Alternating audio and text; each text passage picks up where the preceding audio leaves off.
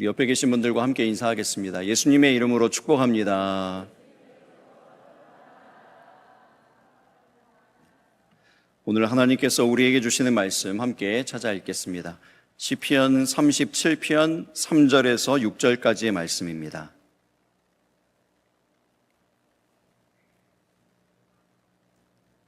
시편 37편 3절에서 6절까지의 말씀 다 같이 한 목소리로 같이 읽겠습니다.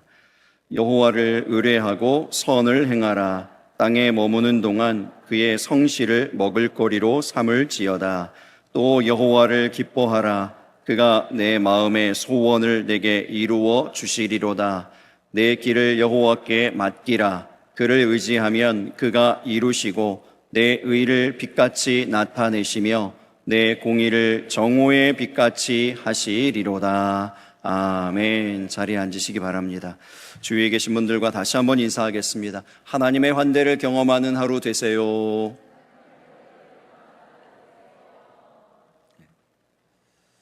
이 꽃의 이름은 무엇일까요? 잘 모르시더라고요. 이 교회, 네. 훌륭하십니다. 네. 근데 이 교회 앞에서도 볼 수 있습니다. 교회 앞에 길가에도 피어 있는 꽃이고요. 아파트 단지에 울타리를 겸해서 이렇게 심어 놓은 그러한 나무에 핀 꽃입니다. 굉장히 흔한 꽃이죠. 어느 날 산책을 하는데 평소 같으면 그냥 지나쳤을 겁니다. 그런데 그날따라 꽃이 눈에 들어옵니다. 꽃이 보입니다. 나이가 들어가나요? 하얀 꽃이 그 초록 잎들 사이로 가득 피어 있습니다. 5월에서 6월 사이에 피는 이 꽃의 이름은 광나무 꽃입니다. 광나무는 키가 작고 흔하지만 강인함의 상징이라고 그래요. 공해에도 강하고 추위에도 강하고 더위에도 강하고 가지치기를 해도 잘 자란다고 합니다. 사계절 푸른 잎을 건강하게 유지하는 나무입니다. 공해와 추위, 더위에도 불구하고 이렇게 앙증맞은 꽃까지 피어내는 그러한 강인한 생명력을 가진 나무입니다. 저와 여러분의 신앙이 믿음을 공격하는 어떠한 공해, 또 시련과 시험과 같은 더위, 추위를 잘 이겨내고 극복해내는 광나무와 같은 믿음 되시기를 예수님의 이름으로 축복합니다. 이 꽃을 보고 묵상하고 있는데 제가 처음 울산에 왔을 때 어떤 선배 목사님이 저를 위해서 축복하며 기도해 주셨던 내용이 생각이 나요. 식사를 이제 함께 하면서 식사 기도를 해 주시는데 저희를 위해서 이렇게 축복해 주십니다. 하나님, 우리 최 목사님이 울산에서 옥동중앙교회에서 목회하는 동안 목회의 전성기를 맡게 해 주시옵소서. 아멘을 별로 안 하시네요. 근데 이제 감사했어요. 그 기도가 정말 특별하고 감사했습니다. 사람마다 다 전성기가 있죠.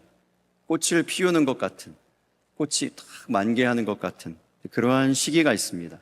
다윗의 전성기는 언제였을까요? 골리앗을 쓰러뜨렸을 때요? 사무엘에게 기름 부음을 받았을 때요? 그래서 마침내 왕위에 올랐을 때인가요? 한번 실패했지만 그 언약궤를, 법궤를 이제 왕궁으로 들여올 때였을까요? 언제가 전성기였을까요? 여러분의 전성기는 언제입니까? 이런 생각을 하실지도 모르겠어요. 목사님, 저는 전성기가 이미 지났습니다. 혹은 청년들은 이런 생각을 할지도 모르겠어요. 나에게 전성기가 오긴 올까? 화려하게 스포트라이트를 받는 그러한 시기가 나에게는 올까? 이런 생각이요.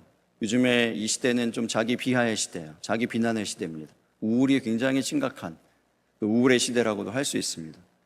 이런 가운데에서 시편 37편이 우리에게 이런 말씀을 하십니다. 2절의 말씀인데, 그들은 풀과 같이 속히 배임을 당할 것이며 푸른 채소같이 쇠잔할 것이미로다. 풀은 아무리 푸르러도 그 기한이 정해져 있습니다. 금세 이제 쇠잔해진다는 것이죠. 그래서 이사야 40장 6절에서 8절의 말씀에도 이렇게 말씀하죠. 말하는 자의 소리여 이르되 외치라.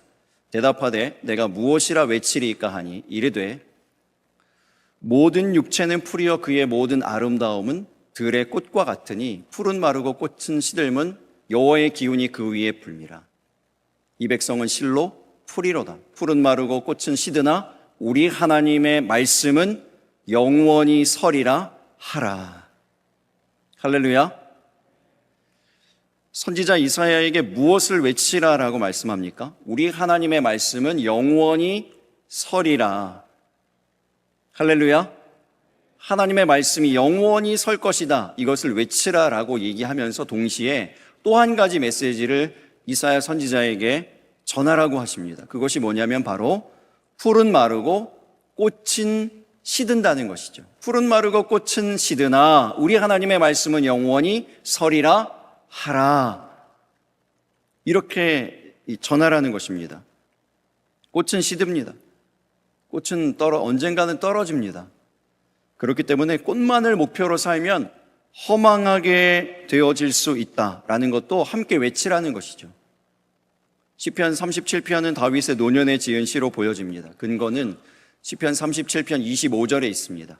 내가 어려서부터 늙기까지 의인이 버림을 당하거나 그의 자손이 걸식함을 보지 못하였도다 이랬습니다.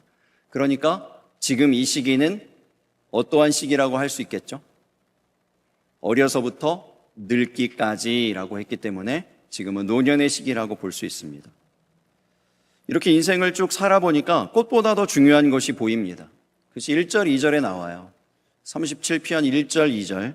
악을 행하는 자들 때문에 불평하지 말며 불의를 행하는 자들을 시기하지 말지어다. 그들은 풀과 같이 속히 배임을 당할 것이며 푸른 채소같이 쇠잔할 것이미로다. 무슨 얘기죠? 꽃을 보고 부러워하지 말라는 겁니다. 지금은 화려해 보고 불의 가운데에서도 잘 되는 것 같고 잘 나가는 것 같아도 그것을 시기하거나 부러워하지 말라는 것이죠. 오래가지 않는다는 겁니다. 꽃보다 더 중요한 것이 있다는 것이죠. 무엇입니까? 꽃이 지나고 난 다음입니다. 꽃이 지나고 난 다음에 무엇이 남는가요? 꽃은 집니다. 전성기는 금방 지나갑니다. 꽃이 진 인생은 의미가 없습니까? 화려하게 또 대단하게 스포트라이트 받는 인생만 의미 있고 그렇지 않은 인생은 의미가 없나요? TV에 나오고 사람들에게 알려지고 이름이 나는 이러한 사람들의 인생만 의미 있습니까? 성경은 우리에게 분명히 이런 말씀을 주세요. 하나님이 꽃보다 더 중요하게 여기시는 것이 있다. 하나님께서 우리에게 정말 원하시는 그러한 삶의 모습이 있다라고 말씀하시는 것 같아요. 그것이 바로 뭐냐면 오늘 본문에 나오는 성실입니다. 성실. 하루하루 성실하게 살아가는 것이죠. 신실함입니다. 3절에 그 이야기가 있어요. 오늘 본문 3절 말씀을 우리 다 같이 다시 한번 읽어보겠습니다. 시작. 여호와를 의뢰하고 선을 행하라. 땅에 머무는 동안 그의 성실을 먹을거리로 삼을지어다. 아멘. 인풋이 아웃풋을 결정합니다. 먹은 대로 됩니다. 심은 대로 거두게 돼요. 먹은 대로 된다는 것을 저는 미국 사는 16년 동안 여실히 보았다고 말씀드렸죠. 먹는 것이 다르니까 미국 사람들은 체격도 체형도 다릅니다. 졸업 선물로 졸업 티셔츠가 학교 티셔츠가 왔습니다. 근데 그 티셔츠가 제가 주문할 때 혹시나 몰라서 M 미디움으로 했거든요. 미디움으로 했는데 받아서 입어보니 큽니다. 커요. 왜 그렇죠? 미국 사람들이 크기 때문이죠. 왜 큽니까? 먹는 것이 틀리니까 큰 거예요. 먹는 것대로 나오는 겁니다. 성실을 먹으면 성실이 나옵니다. 하나님의 성실을 먹고 익히고 배우고 닮아가시기를 예수님의 이름으로 축복합니다. 성실을 먹으면 성실을 입력하면 성실이 나오게 됩니다. 성실을 인풋하면 성실 아웃풋이 나오게 되어지는 것입니다. 갈렙은 그런 의미에서 성실한 사람입니다. 여호수아 14장 10절 이후부터의 말씀에 보면 그때의 갈렙의 나이가 85세라고 나옵니다. 그런데 뭐라 그러는가 하면 여전히 강건하니 내 힘이 그때나 지금이나 같아서 싸움에나 출입에 감당할 수 있으니 이렇게 얘기합니다. 저와 여러분 모두가 갈렙같이 되기를 예수님의 이름으로 축복합니다. 갈렙같이 되기를 예수님의 이름으로 축복합니다. 네. 85세인데도 힘이 그때나, 여기서 말하는 그때는 이 40세 때를 얘기하는 겁니다. 40세 때나 지금 85세 때나 힘이 같아서 싸움에나 출입에 감당할 수 있으니 이렇게 얘기해요. 이 갈렙이 이렇게 건강할 수 있었던 이유는 두 가지라고 생각합니다. 첫 번째는 자기 관리를 잘했을 것 같아요.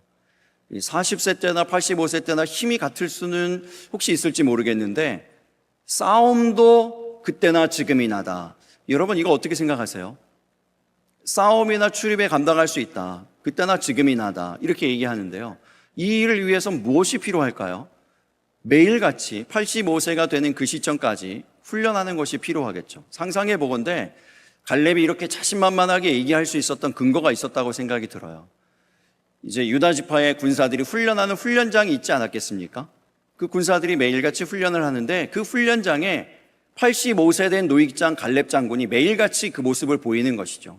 그래서 20대, 30대의 그 파릇파릇한 젊은 병사들과 함께 그들 속에서 함께 훈련을 하는 겁니다. 여러분 군사훈련 가운데에는 가끔 이런 날도 있습니다. 서로 두 사람이 대결을 하는 거죠. 대련을 하는 겁니다. 그래서 모의 전투를 하는 거죠. 서로. 그런데 어느 날은 이 백발이 성성한 갈렙 장군이 한편에 서고 그 반대편에는 20대의 근육질의 우락부락한 병사가 섰습니다. 둘이 붙는 거예요. 이 20대의 병사가 생각하기를 제가 살살 봐드리겠습니다. 아유 참 서 있으시나 있으실까요? 저 칼이나 들고 있으실까요? 이런 마음이 이제 들었을 거예요. 그런데 막상 붙어보니까 어떻게 됐을까요? 20대의 병사가 지는 거예요. 지는 거예요. 이러한 이 경험들이요. 넉넉히 20, 30대의 젊은 병사들도 내가 이겨냈으니 싸움도 능히 여전히 감당할 수 있습니다라는 이 경험들이 쌓인 겁니다. 다윗이 골리앗 앞에서 당당할 수 있었던 이유가 이와 비슷해요. 다윗에게 있어서 골리앗은 사자나 곰으로 보이는 겁니다. 이전에 다윗이 목동 시절에 양을 치면서 사자와 곰하고 많은 싸움이 있었는데 그 싸움에 이긴 승리의 경험들이 쌓였어요. 지난주에 말씀드렸죠? 그래서 중요한 것이 경험이라고요. 경험들이 쌓였어요. 사자하고 곰을 보는 것 같아요. 골리앗을 보니까. 등치도 비슷하고 소리도 비슷하게 내요. 그러니까 그렇게 보이는 겁니다. 그렇게 싸우면 되겠구나. 싸우는 거예요. 여러분, 이 골리앗이 다윗에게 쉽게 무너졌지 않습니까? 근데 그 노하우가 어디에 있어요? 사자와 곰과 싸웠던 노하우로 싸운 겁니다. 소년 다윗이 어떻게 사자나 곰을 쓰러뜨릴 수 있었을까요? 무슨 힘이 있어서? 여전히 소년 다윗이에요. 그런데 사자와 곰하고 싸워서 어떻게 이길 수 있습니까? 하나님이 주시는 힘으로 이겼습니다. 이렇게만 보지 마시고요. 성경을 성실하게 보시기를 예수님 이름으로 축복합니다. 성경을 성실하게 읽으면 어떻게 뭐가 보이는가 하면 사무엘상 17장 35절이 보여요. 사무엘상 17장 35절에 어떤 얘기가 나와요? 내가 그 수염을 잡고 그것을 쳐 죽였나이다 이렇게 나와요. 사자의 수염을 잡은 겁니다. 다윗은 여전히 작은 소년이에요. 힘으로 하면 사자에겐 안 됩니다. 어떻게 싸웠다고요? 사자의 약점을 파고든 겁니다. 누구도 상상하지 못했던 사자의 수염을 잡는 것. 이 수염을 잡는 게 쉬운 일은 아니에요. 입 근처에 있으니까. 그러나 잡기만 하면 이 수염이 잡히기만 하면요. 제가 이 사자하고 비스무리한 동물을 좀 키워봐서 아는데요. 지금도 키우고 있는데요. 아무튼 이 수염이 약점이더라고요. 수염 잡히면은요. 수염 한번 잡히면 꼼짝을 못합니다. 얼마나 고통스러워하는지요. 상상해보면 사자가 수염 한번 잡히고 이러다가 치명타를 맞고 쓰러진 거죠.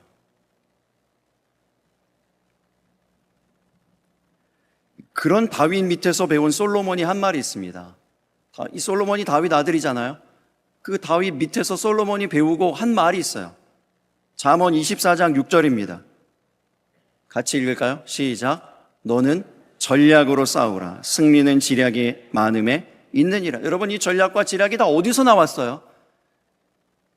그냥 대충 때우면서 아버지 양떼를 친 것이 아니고 성실하게 하루하루 살아내고 한 마리라도 잃어버리지 않겠다는 그 성실함이 쌓이고 쌓이니 전략이 생기고 지략이 생기고 약점을 파고들고 사자라도 무너뜨리고 곰이라도 쓰러뜨리고 그러니 그 경험치가 쌓여서 골리앗도 두려워하지 않는 겁니다.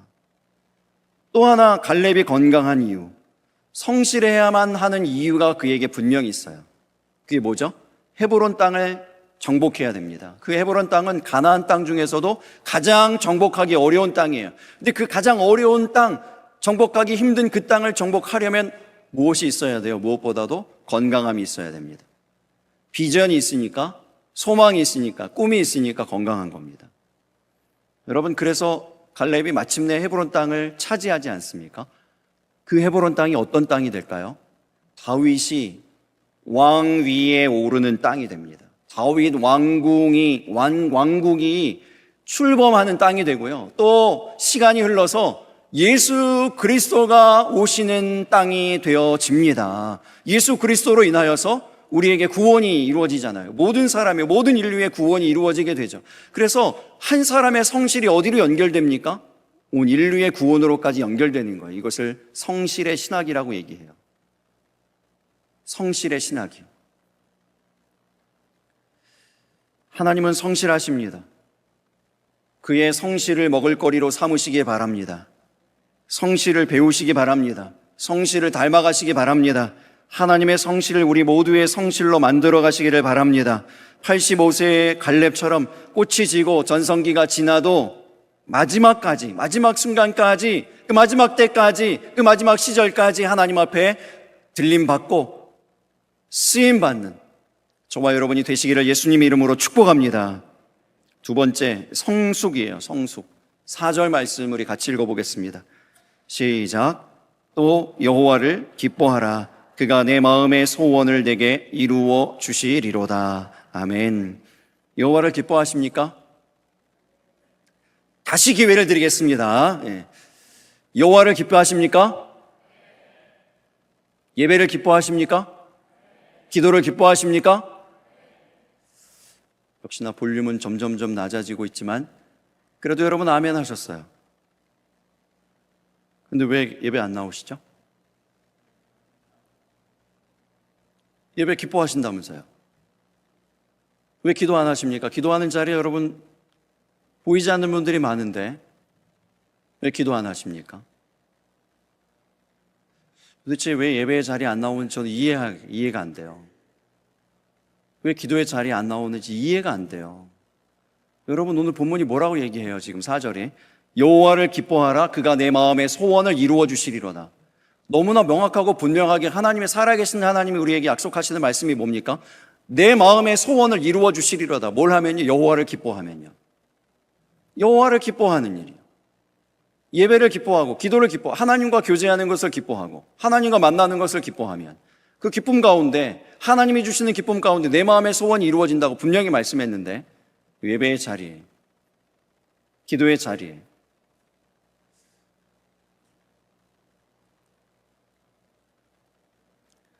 어느 방송사 관계자와 식사를 하는데 이런 얘기를 해요. 그 방송사가 창립기념을 맞아서 음악회를 했는데 유명한 가수를 초청했답니다.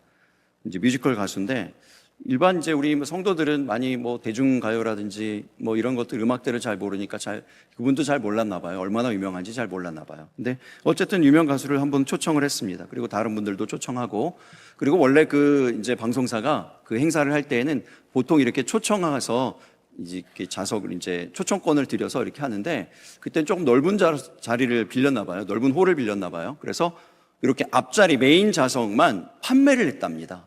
그래서 예매를 이제 올린 거죠. 예매할 수 있도록.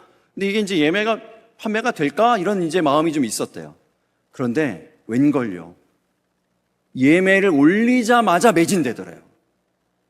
몇 초 되지 않아서 그 자리가 다 만석이 되더래요. 왜 그랬을까요? 그 유명 가수의 팬클럽들이 그 판매되는 자리를 다 싹쓸이한 거예요. 몇 초 만에 그것도. 부러웠습니다.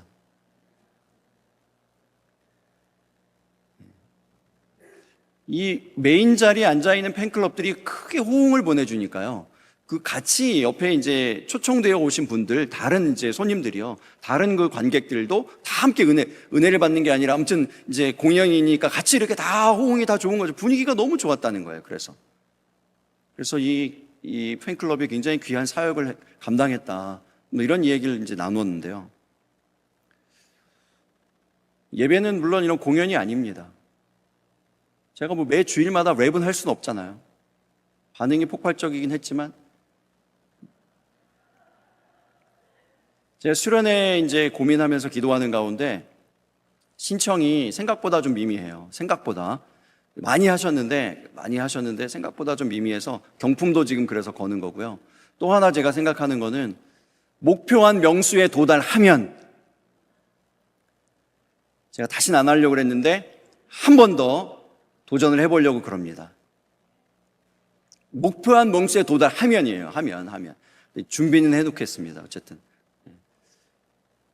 할렐루야. 예배는 공연처럼 기쁨이 즉각적이진 않습니다.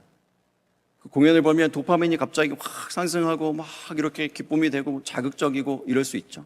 예배는 공연이 아니에요. 하나님이 역사하실 때 때로는 우리의 기도에 즉각 응답하시지 않을 때가 있습니다. 하나님의 역사가 바로 나타나지 않아요. 바로 보여지지 않을 때도 많아요. 하나님 음성이 들리지가 않고요. 뭘 해도, 심지어 랩을 해도 마음에 와닿지 않는 분들도 있을 수 있습니다. 하나님의 역사가 드라마틱하게 나타나지 않아서 이제 우리의 어떤 하나님을 향한 기대치, 예배에 대한 기대치, 기도에 대한 기대치가 낮아져요. 기대가 없어져요. 기대가 이렇게 낮아져 있는 상태. 그 이야기가 성경에도 있어요. 성경에 요한복음 11장에 보면은 이제 나사로가 죽어가지고 그 마르다 마리아에게 예수님이 오시지 않습니까? 예수님이 왔는데 성질 급한 마르다가 예수님을 먼저 맞이하러 나왔어요. 그래서 예수님이 바로 코앞에 서 계십니다. 예수님이 오셨어요, 지금. 그리고 예수님을 코앞에서 보고 있습니다. 그런데 마르다가 그 예수님을 앞에 두고도 뭐라고 얘기하는가 하면 요한복음 11장 24절에 마르다가 이르되 마지막 날 부활 때에는 다시 살아날 줄을 내가 아나이다. 여러분, 이 얘기가 무슨 얘기인 줄 아세요? 나는 별 기대가 없어요. 이 얘기하는 거예요. 예수님이 지금 여기 계시는데도 나는 별 기대가 없어요. 여러분, 우리의 믿음이 마르다 같지는 않습니까, 혹시? 나는 하나님 살아계시는 거 아는데, 예수님이 내 앞에 계시는 거 아는데, 살아계셔서 우리와 함께 하신다는 걸 늘 고백하는데 별 기대가 없어요. 나중에 죽으면 천국 가겠죠. 여러분, 마지막 날 부활 때에는 다시 살아날 줄 내가 아나이다. 이 얘기가 그 얘기 아닙니까? 남들 다 구원받을 때 나도 구원받을 거 내가 압니다. 그냥 구원받겠죠. 예수 믿었으니까, 예수님 영접했으니까 천국은 가겠죠. 거기인 거예요. 우리의 기대가. 거기까지인 거예요. 그냥. 그리고 더 특별한 기대가 없어요. 예수님이 바로 앞에 계시는데도. 이것이 저와 여러분의 혹시 믿음은 아닙니까? 마르다와 같지 않습니까? 뭐라고 말씀하시는 거예요? 여호와를 기뻐하라. 그가 내 마음의 소원을 이루어 주시리로다. 그가 내 마음의 소원을 이루어 주시리로다. 분명히 말씀하셨는데 그의 기대가 없어요. 그것에 대해. 그래서 여호와를 기뻐하는 일이 무엇인지 생각하고 또 노력하고 애쓰고 의지를 발휘하고 이런 일들이 일어나지 않아요. 그래서 이런 것들을 생각하면서 이렇게 한 주간을 보냈는데 어떤 책을 만났습니다. 책을 읽는데요. 책 제목이 핑계보다 방법을 찾는 사람이라는 제목이에요. 근데 이 책을 이제 읽는 중에 참 이게 눈을 번뜩이게 하는 대목이 있더라고요. 꽃이 지고 전성기가 지난 어떤 인생을 이렇게 계속해서 물이 펄펄 끓는 그런 인생으로 인도하는 두 가지가 있다는 거예요. 두 가지. 첫 번째가 뭐냐면 시스템적 사고, 두 번째는 성장 환경 설계 이런 겁니다. 말은 어려운데 내용은 간단한 거예요. 시스템적 사고는 말 그대로 사고. 여러분, 믿는 사람들이 제일 약한 게 이 사고예요. 사고를 멈추고 이성을 멈춰요. 여러분, 예수 믿는 거는 이성을 멈추고 사고를 멈추고 믿는 게 아닙니다. 시스템적 사고가 필요하다는 거예요. 그러니까 사고는 이거는 뭐냐면 필요한 생각을 순서에 맞게 할 수 있는 힘. 우리가 여러분 예배가 기쁨이 되고 신앙생활이 기쁨이 되고 내가 여러분 마음에 품은 모든 것들이 하나님께 응답되어지는 그러한 즐거운 신앙생활, 신나는 신앙생활 하기를 원하십니까? 원하면 이걸 어떻게 이룰 수 있지 생각하는 게 그거예요. 이게 시스템적 사고예요.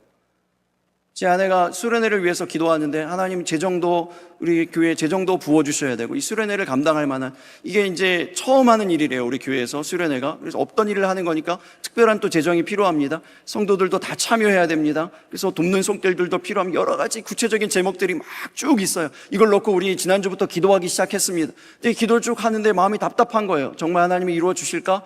될까? 이런 생각이 막 드는데 하나님께서 마음을 주시는 거죠. 이 걱정이 되면 네가 뭘 해야 되겠니?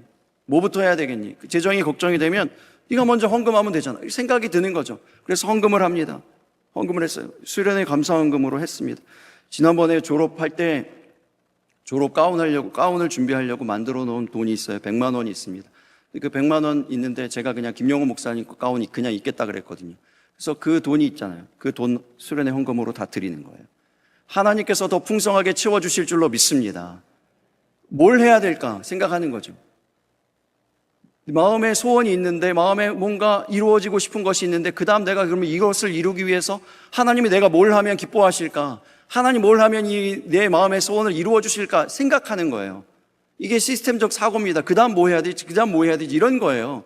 그 책에서는 굉장히 간단하게 얘기했어요. 라면 끓이려면 뭘 해야 됩니까? 라면 먼저 집어야 되죠. 순서적으로 생각하는 거예요. 라면 뜯어야죠. 그리고 잘 모르겠으면 설명서도 보고요. 이렇게 하는 거죠. 근데 그 시스템적인 사고를 계속하다 보면 무슨 일이 일어나는가 하면 노하우가 생겨요. 그래서 라면을 좀 맛있게 끓이려면 스프를 먼저 넣어야 되겠구나. 뭐 이런 것들이요. 이런 것들이 생겨난다는 것이죠. 이 시스템적 사고로 인해서 만들어진 교회 안에 대표적인 것이 있는데 바로 공예배입니다. 공예배. 공예배는 그냥 만들어진 게 아니에요. 성도님들이 어떻게 하면 은혜를 더 받게 할까? 받은 은혜를 어떻게 하면 더 유지시킬 것인가? 생각하는 거예요. 그 은혜가 어떻게 하면 더 증폭되어질 것인가? 생각하다가 수요예배 만들고 금요예배 만들고 새벽예배 만들고 이렇게 만들어진 것이죠. 이게 시스템적 사고에 의해서 만들어진 겁니다. 그것을 하는 동안에 여호와를 기뻐하게 되어지고 기뻐하는 방법을 우리가 더욱 알게 되어지고 배워가게 되어지고 그래서 우리 마음에 있는 소원들이 점점 더 많이 이루어지게 되어지는 이러한 일들이요. 이 일들이 우리 가운데 일어나게 되기를 예수님 이름으로 축복합니다. 또 하나 성장 환경 설계가 필요하다 그랬어요. 기도의 환경을 만들고 예배의 환경을 만드는 거죠. 보다 적절한 환경을 만드는 겁니다. 끓는 점이 땅에 있을 때는 100도인데 산 위로 올라가면 80도예요. 더 쉽게 끓는 거죠. 그렇게 쉽게 몰입할 수 있는, 쉽게 집중할 수 있는 환경이에요. 예를 들면 제가 설교를 준비할 때 다른 데서도 할 수 있지만 쉽게 보다도 80도만 돼도 끓는 물이 될 수 있는 그런 환경이 있잖아요. 주어진 환경. 거기 들어가면 물론 이제 앉자마자 더더더더더더 이렇게 되면 얼마나 감사하겠어요. 그렇진 않지만 그래도 80% 정도만 노력을 해도 이제는 몰입하고 집중하고 하나님의 음성을 들을 수 있는 환경이에요. 환경. 물론 여러분 다 그런 건 아니에요. 신앙생활 하다 보면 방해가 있어서 영적인 방해든지 환경적인 방해가 있어서 120% 이상 노력을 해야지 집중이 되고 기도가 되고 예배가 되고 이럴 때도 있습니다. 여러분 제가 바라고 원하기는 우리 교회가 어떠한 성도들이 와도 초신자가 오더라도 예배에 집중하고 하나님의 말씀에 집중할 수 있는 그러한 건강한 성장형 환경이 되시기를 만들어가게 되기를 예수님 이름으로 축복합니다. 신앙은 유행이 아니라는 얘기를 계속 드리는 거예요. 운수가 아니에요. 성숙은 뭐라 그랬습니까? 길을 내는 거라 그랬잖아요. 길을 차츰차츰 뚫어가는 게 성숙함이에요. 영적 성숙함입니다. 길을 만들어 가야 돼요. 왜 길을 만들어 가야 되는 일이 필요하냐면 전도서 12장 1절 때문에 그래요. 전도서 12장 1절에 뭐라고 되어 있습니까? 우리가 어느 날을 어떤 때를 만나게 된다고요? 곤고한 날이요. 나는 아무 낙이 없다고 말하는 때가 온다는 것이죠. 누구나 다 만나게 되는 그때예요. 먹어도 맛이 없고 무엇을 보아도 즐겁지 않아요. 마음에 예전처럼 이렇게 신나지 않아요. 재밌지 않아요. 이런 때가 온다는 것이죠. 재미가 다 사라져요. 꽃이 언젠가는 지는 것처럼 재미가 다 점점 여러분 전혀 공감하지 않는 듯한 얼굴 표정으로 그렇게 앉아 계시면 어떻게 해요? 여러분 다 아시잖아요. 뭘 먹어도 다 크기가 크고 다 어디 뭘 봐도 다 그렇게 별로. 저만 그런가요? 점점점 그렇게 되지 않습니까? 무엇만 남을까요? 나중에 마지막까지 끝까지 가는 게 있어요. 끝까지 세상의 즐거움은 다 사라져요. 다 금방 그 기한이 사라져요. 없어져요. 그런데 마지막 끝까지 가는 거예요. 우리의 인생이 그 끝에 숨이 남아있는 그 마지막 순간까지 남아있는 거예요. 여호와 하나님을 기뻐하는 거예요. 여호와 하나님을 기뻐하는 그 믿음이요, 찬송하면서 우리 주님을 맞아야 되지 않겠습니까, 여러분? 드디어 내게 우리 주님께 가는 이 날이 왔군요. 찬송하면서 하늘을 향하여서 열린 문을 바라보는 스데반의 모습처럼 기쁨 가운데 주님을 맞이하며 주님께 가야 되지 않겠습니까? 그 기쁨이 우리 가운데 훈련되어 있냐고. 여호와를 기뻐하는 그 기쁨이 우리 가운데 훈련되어 있고 장착되어 있고 이렇게 축적되어 있냐고요. 기적에 기대는 인생이 아니고 영적인 일들이, 영적인 능력들이 축적되어 있는 믿음의 사람들, 믿음의 고수들, 영적인 베테랑들이 다 되시기를 예수님 이름으로 축복합니다. 이게 성숙이에요, 성숙. 세 번째, 성화. 5절 6절에 나옵니다. 같이 읽어보겠습니다. 시작. 내 길을 여호와께 맡기라. 그를 의지하면 그가 이루시고 내 일을 빛같이 나타내시며 내 공의를 정오의 빛같이 하시리로다. 아멘. 이 성화는요, 이 본문에서 뭐라고 표현되는가 하면 정오의 빛이죠. 정오의 빛이 이제 완성의 빛이라고 할 수 있습니다. 이 빛이 사실은 처음에 출발은 아침빛부터 출발이에요. 아침빛부터 출발해서 정오의 빛에 이르게 되어지는 것이죠. 그래서 마침내 맨 마지막 결론은 성화예요, 성화. 여러분, 우리 모든 신앙생활의 목표는 성화를 이루는 것임을 믿으시기 바랍니다. 예수님을 닮은 그 모습이, 하나님의 형상을 회복하는 그 모습, 성화되는 거예요. 성화되는 것이 우리 신앙생활의 최종 목표입니다. 이것을 이 시편 37편에서는 정오의 빛이라고 얘기했어요. 근데 이 빛이 가진 특징이 있습니다. 이 빛은 자기만 빛나는 게 아니에요. 정오의 빛이면 그 빛이 비추어질 때 어떤 일이 일어나죠? 많은 사람들에게 그 빛이 비추어지죠. 정오의 빛이면 비칠수록, 그 빛이 가운데로 가면 갈수록 더 많은 사람들에게 그 빛이 비추어지는 특징이 있어요. 그래서 성화는 우리 자신만을 위한 일이 아니에요. 하나님이 우리 가운데 점점 더 빛이 나는 인생 되게 하시는 이유는 우리 자신만을 위해서 그런 게 아니라고요. 우리를 통해서 더 많은 사람들이 예수님의 그 빛을 경험하도록, 그 빛을 알 수 있도록 하게 하심입니다. 광나무 꽃으로 다시 돌아와 볼게요. 이 광나무 꽃이 지면은 어떻게 될까요? 꽃이 진 자리에 열매가 맺힙니다. 이 열매를 누가 먹을까요? 여러분, 배고프다고 따드시면 안 돼요. 이 열매는 새들이 와서 먹습니다. 공중에 나는 새들의 풍족한 양식이 됩니다. 세상을 먹이는 거죠. 하나님이 지으신 세계를, 그 질서를 유지시키는 일을 성실하게 감당하고 있습니다. 누군가를 먹이는 인생 되시기 바랍니다. 꾸는 인생 아니고 꾸어주는 인생, 나누어 주고 베풀어 주는 인생 되시기를 예수님 이름으로 축복합니다. 정오의 빛과 같이 높이 떠올라서 성화의 모습을 이루어서 보다도 많은 사람들에게 그 빛을 전해주는 그러한 삶이 되시기를 바랍니다. 설교 준비하면서 생각이 난 한 원로 목사님이 계시는데, 제가 미국에 딱 정착했을 그 해에 은퇴하신 분이에요. 그러니까 지금 한 20년 되셨어요. 은퇴하신 지도.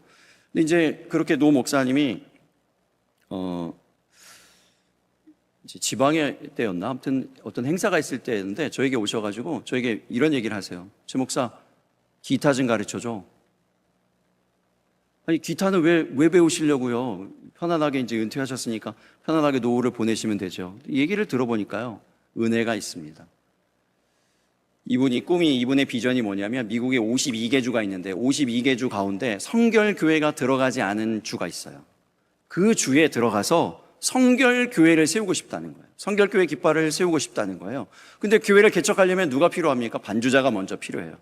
반주자가 필요한데 반주자가 개척교회는 없잖아요. 그러니까 그 찬송과 반주를 기타로 하시겠다는 거예요, 본인이. 그래서 그 기타 연습을 얼마나 열심히 하시는지 찬송가 1장부터 시작해서 그 끝에까지 하루에 한 번씩 기타로 다 연주하시는 거예요. 열심히 기타의 반주를 연습하십니다.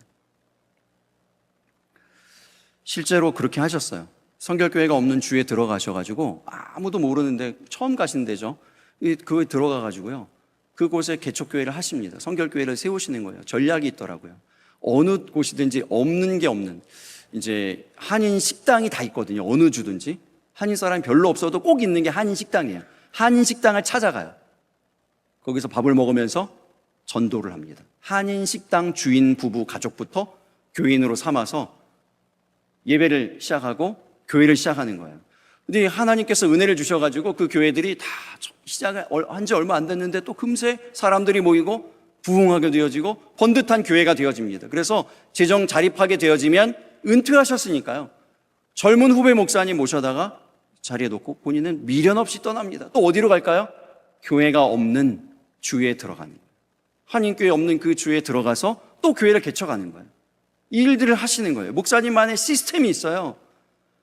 축적된 노하우가 있어요. 수십 년 동안 목회해 오신 것과 플러스해서 개척할 때 아무도 없는 곳에 가서 개척해가지고 교회를 어떻게 세우는지에 대한 이 축적되어진 영적인 은혜가 있어요. 그대로 하니까 모든 일이 다 쉬워요. 개척 일, 일평생 한 번 하기도 어려운데 그분에게 너무 쉬운 일이에요, 개척이. 다들 그 얘기 듣는데, 이게 가능한 일인가? 이게 쉬운 일인가? 너무 어려울 건데 그분에게 너무나 쉬워 보이는 거예요.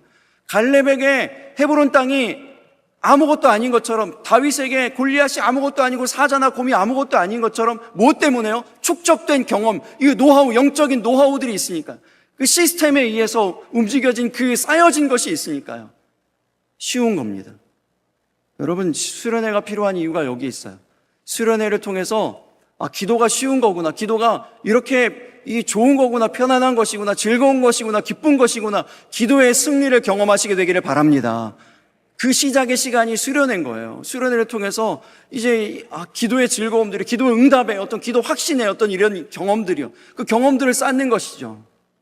다윗이 그 목동 시절에 사자와 양과 싸웠을 때 그 경험을 만드는 것처럼 그 자리에 앉아서 우리 마음의 소원을 놓고 기도의 제목을 가지고 기도의 씨름을 하면서, 야곱처럼요, 씨름을 하면서 이겨냈던 그 경험들을 가지고 내려올 때 그 다음 우리 일상에서 만나는 일들이 쉬워지는 거예요. 골리앗일지라도 그냥 짱돌 하나 던지면 쓰러질 건 뭘 그거 가지고 걱정하고 그래, 그렇게 생각이 드는 것이죠. 그러한 시간이요, 그런 연습의 시간, 훈련의 시간, 갈렙이 매일같이 나갔던 훈련장의 시간, 그 시간이 바로 수련회의 시간입니다.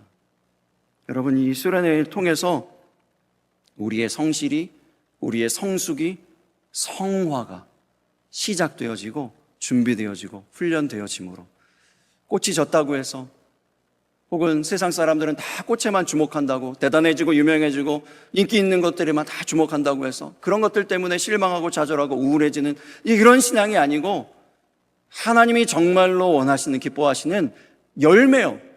꽃이 중요한 게 아니에요. 나무의 진정한 목적은 열매입니다. 열매요. 그 열매를 맺히는, 열매를 맺으면서 우리 하나님의 이 시대에 하나님께서 맡기신 이 지역 가운데 쓰임받는 저와 여러분이 다 되시기를 예수님 이름으로 축복합니다.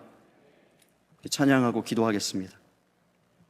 얼마 전에 최영옥 권사님, 이미래자 권사님 신방하고 왔습니다. 이 두 분 권사님이 얼마나 예배를 사모하는지 여러분 다 아시잖아요. 지팡이를 하나 집으시다가 두 개 집으시면서, 이러면서도 예배 자리에 안 빠지시려고 나오셨어요. 요양병원에 지금 계세요. 여러분, 이 자리는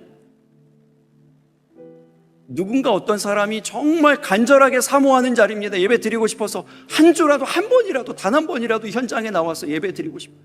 예배하기를 간절히 소망하지만 못하는, 안 되는 그런 자리예요.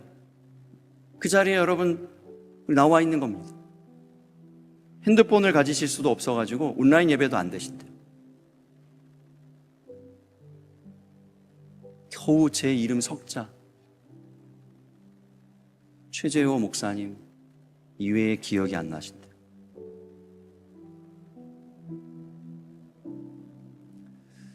그래도 너무 감사한 것은 최재호 목사님과 우리 모든 성도들, 예배 드리는 성도들을 위해서 매일같이 간절히 축복하며 기도하신다.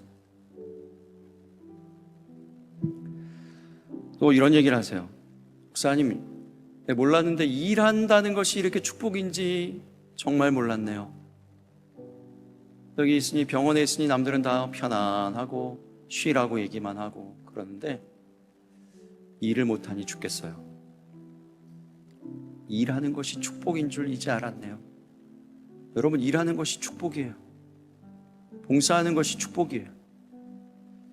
하나님께서 여러분들에게 무언가를 맡겨주신 것이 있다는 것, 축복인 줄 믿으시기 바랍니다. 은퇴해도 교회를 개척할 수 있는 힘, 얼마나 큰 복입니까? 꽃이 져도 열매 맺는 것에 집중하는 신앙이 되기를 우리가 결단하면서, 특별히 이 찬양에 보면 반복하는 가사가 있는데, 꽃을 맺히는 것도 열매를 맺는 것도 다 뭐가 필요하냐면 은혜가 필요하다고 얘기해요. 이 찬양의 결론이 은혜예요. 그래서 은혜의 주, 은혜의 주, 이렇게 계속 반복합니다. 우리 열매 맺는 삶을 결단하면서 우리 함께 찬양하고 기도하겠습니다.